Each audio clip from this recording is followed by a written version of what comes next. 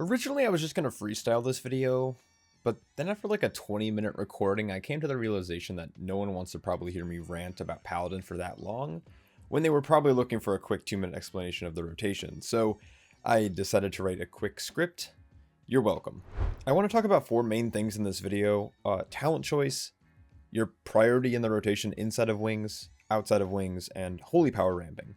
I forgot to mention that this video is for the Dusk and Dawn build playstyle rotation in Mythic Plus. Let's start with the talents.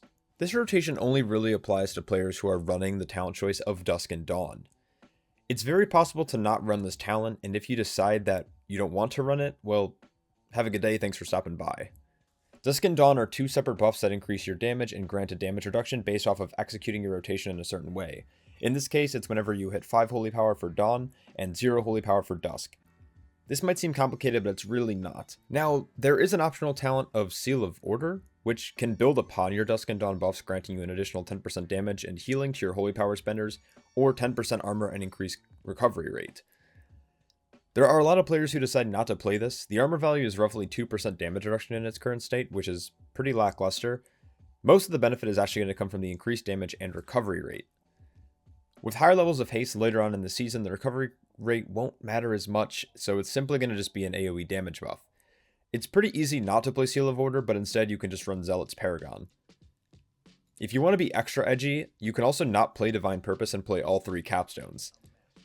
To summarize the talent options, you have Zealot for single target, you have Seal of Order for AoE, and Sanctified Wrath is just really powerful and should always be played, and then your Divine Purpose helps alleviate some of the pain of the extremely GCD locked rotation and general class design. Before we talk about the pure rotation though, I do want to talk about a fairly new playstyle that Paladins haven't seen in a while, which is holy power ramping with Blessed Hammer. In Shadowlands, Holy Shield became increasingly meta, which pushed Blessed Hammer out of favor.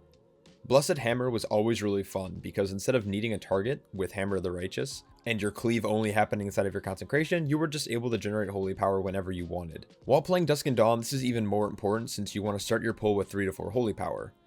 If you plan on going into either your Avenging Wrath or your Sentinel cooldown, all you need is 3 holy power. If you won't have these available though, I recommend having 4 instead. I guess now is the best time to explain the rotation. I don't think this is going to be anything mind-blowing, but here we go.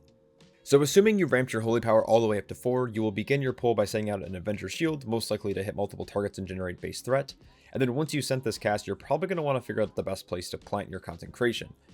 Then you'll want to be able to hit that 5 holy power mark, which will grant you Blessing of Dawn. This gives you 6% increased damage, and if you're playing Seal of Order, again, you're going to be getting a 10% additional damage on top of that for your Shield of the Righteous, so it should be hitting nice and hard. So proceeding this, you're going to want to get to 0 as fast as possible, ideally in just 1 global. Since this is simple addition and subtraction, this shouldn't be hard for anyone to really realize that all you need to do is hit 1 holy power generator, including Judgment, Hammer of Wrath, or Blessed Hammer. So once you hit 5, you're looking to hit Shield of the Righteous to get to 2, and then you're going to cast Judgment, which will bring you back up to 3, and then you're going to use Shield of the Righteous again to go back down to 0. At this point, you should have both buffs active. The learning curve with this playstyle is learning to build all the way up to 5 again without really spending holy power.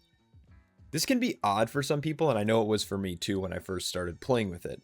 We just finished an expansion where for the most part we spammed Solder and Word of Glory like there was no tomorrow. While the rotation is fairly global locked, you can still maintain extremely high uptime on Shield of the Righteous through things like Divine Purpose procs, Divine Toll, and Bastion of Light.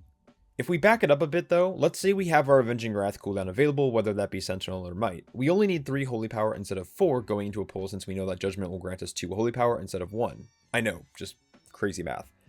Your opener will be quite the same. You'll pull groups where you want, plant your consecration, and then you're going to cast Judgment, so you'll get the Blessing of Dawn buff. Now getting to 0 though is going to be a little bit trickier.